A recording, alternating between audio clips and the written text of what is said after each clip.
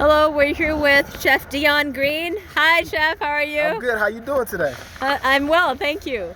So we're here in West Oakland. Can you tell us a bit about what the food situation is here and why you do what you're doing? Hello, my name is Dion Green, formerly known as Chef Green. I've been a chef for almost about 7 years now, and I started my business here on 7th Street back in 2019. And the reason for me to start my business here, because just if you turn the camera around, this is my church and also a school academy where I attend. And back in the day, we were known for having a restaurant in here, and we was able to serve to the 7th Street community. And being that things have closed down in the community, there's not much food going on. So I myself, Chef Green, wanted to just implement more food on the 7th Street foundation, because like I said, we have the BART platform goes around, we have the post office, and just cars and just foot traffic, so they don't have much food like they used to have back in the day. So since I'm bringing my food out here, in the years, I've seen more vendors start coming out, want to bring out their cuisines, whatever it is, whether it's egg rolls or burrito, whatever, it doesn't matter what it is. But I personally do fish, tacos, and other things. There's a few guys down the street that does barbecue, and Esther's is opening back up with a few things down there on 7th Street where the Black Panther building used to be, down that way. So it's coming along. It's taking some time, but like I said, it's a beautiful thing just to bring back the community what West Oakland, better yet 7th Street, used to be considered as. Back in the day, it was known for the jazz. So just things coming back in play is very important to us. So I'm happy to be part of that situation and hope to see things grow and get better from there. Are you from West Oakland? I am born and raised from West Oakland, yes ma'am. And I think that in the 50s and 60s, this was a pretty thriving place, right? Yes, it was. Did your parents tell you about it? I was not much history No? about my parents telling me things about that, but I just kind of did a little research on things. Yeah. And like I said, that's why I did say jazz, because I know jazz was very big down here on 7th Street. Yeah. And things that's just the small knowledge that I know about it. And the food scene, I don't really know much about it, but I heard just a few things. But this wasn't always a food desert. No, not because there at was all. a thriving black middle class here, from what I understand. Yes, indeed. Yeah. Yes, it was. Yeah. So, do you know why there's a food desert at all? Do you know why food is such a problem here? To be honest, I don't really know why there's such a food desert here. But I mean, if I can just be frank with you, I do know that in the Bay Area, just Oakland period, it's really expensive to have a business going period. Like I said, I'm happy enough to even start my business during the when COVID started back in 2019, 2020. So I was one of the few to actually thrive and become a little successful within my business, meaning like I wasn't forced to foreclose or things like that, because I had the clientele and things like that. So like I said, I do think that being that it's very expensive to afford rent out here is part of the reason why there is a food desert, because like I said, the American dream is to always, if you're from the Bay Area, Oakland or wherever, you want to have your first, if you're doing a restaurant here, it's hometown heroes, what we call it, But as I grow and I start doing more research and just knowledge, Oakland may not be the place you want to have it because it's so expensive, and that's okay. If you want to go elsewhere just to build more revenue clientele, you got to do that, because you got to go with what's comfortable within your meanings. I learned to not live above my value. If I can't afford it, it's okay. We'll try elsewhere. So that's my thing of why I think there's such a food desert in Oakland, because it's really expensive to live here. So. Did you say you're a pastor in a church as well? Oh, no, not a pastor. I'm a member of the church. You're a member of the church. Yeah, so I attend the church right here called Pentecostal Way of Truth. Right. Oh, no Right. pastor. I'm just a member, baptized here. And okay. Yes.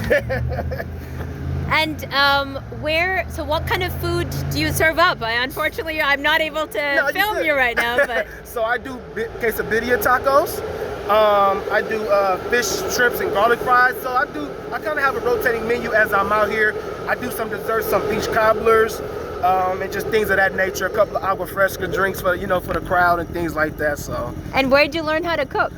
My granny and my mom really, started me in the atmosphere of cooking. And then I did a little culinary school, and I also started working for this guy named Jacob and Julia, who had their own business back in the time, and it was called Tanch's Catering. And they kind of took me under their wing, so I started cooking at festivals out in Coachella, Miami, Vegas, just Oakland, just the Bay Area in general. So once I got with them, I kind of learned so much from them. So, as my time kind of prepared, I kind of stepped out on faith, and I started my own business. And It's doing good. I've had some of your food. It's awesome. So, you know, God is good, you know what I'm saying? So I'm really thankful for that. Yes. So what kind of cuisine do you offer? What's the influence? Like I said, every day my menu rotates, you know what I'm saying? Believe it or not, I am very popular for my tacos, believe it or not. A lot of people be like, I hate to say it, a brother making tacos, that kind of Tacos not an African American thing, right? It's not. So it gets them like, wait a minute, hold on, this brother black and he making pretty good tacos. I say, I'll leave this here. I've been offered to do quinceañeras, which I thrived in, and they gave me the welcome, like, you're my family. Seriously? Now. Honest to God. All right. So, you know, and people be like, man, you even got, you know, Latinos pulling up and waiting for you to make them tacos. So like I said, it's not a race car. Good food is good food. You can never not good food if, you know, no matter who's cooking it. Like I said, I know there's Asians making good fried chicken. I don't judge it. If, like, my thing is, if you can cook it, you can cook it.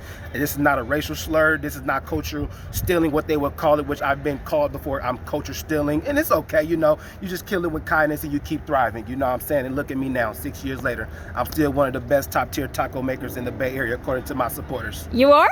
That's awesome. Yes, ma'am. So, do you ever offer up some of your granny's and your mother's recipes? To be honest with you, nothing was ever passed down from me. Everything that's I have, honestly, it's all me to this day. You know what I mean? You never forget the knowledge and things that they instilled in you, you know what I'm saying? But like I said, as far as like recipes, there was no cookbooks handed down to me.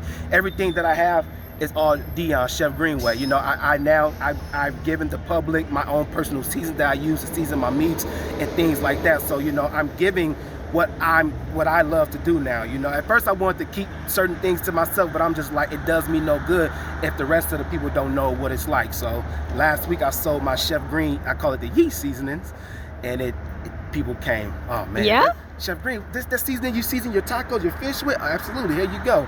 And sold out in about an hour. So, excuse me. So, are you offering up any Southern food? Like I said, today I am doing my fish and garlic fries today. So okay. That's a pretty. What's fish and garlic fries? So fish I use basa. Most people like catfish, but I can say I put a lot of people onto this fish called sway basa. And to me, it's more of a meatier fish, light. So no bones. So it's a very good fish. You know what I'm saying? It's beautiful. I hope that you will be able to get your hands on some of this if you're still around after this interview's over. Yes, I'm hoping so. So what is it, fried fish with? I'm sorry. So it's fried fish and I'm doing garlic fries with it. So potato fries. Yeah, potato fries. Yes, ma'am. Oh, that sounds really good. It's a very delicious. And you have your own unique blend of seasoning that you add to it. I have my own unique blend of seasoning. Like I did mention, the yeast seasoning is what I season my fish with. Everything I do that I season with, I've been using the same seasoning for 6 years. Nothing changed. So you've basically created your own culinary style. I pretty much created my own culinary style. You know, it's one of those things like, if it ain't broke, don't fix it. That's amazing. You could tweak a few things or two if you want to, but like I said, I've come to the taste buds of my own. Like, this is really granted. This is really like that star right there. So everybody loves it. That's why they keep coming back. That's amazing, Chef Green. And if people want to eat your food and find you, where can they find you? Y'all can you find tell me here. Y'all can give me 7th Street, 7th and Peralta. 1575 7th and Peralta, or better yet, make it easy for y'all. If y'all want to find me, just go to your Apple Maps, Google Maps, type in Chef Green, it'll bring you right to my location. So I'm all over the internet, all over Google Maps, Yahoo, whatever, any maps you can find me. Just type in Chef Green, it's gonna bring you right to my location. All right, thanks so much, Chef Green. Thank you so much for having me. Yee!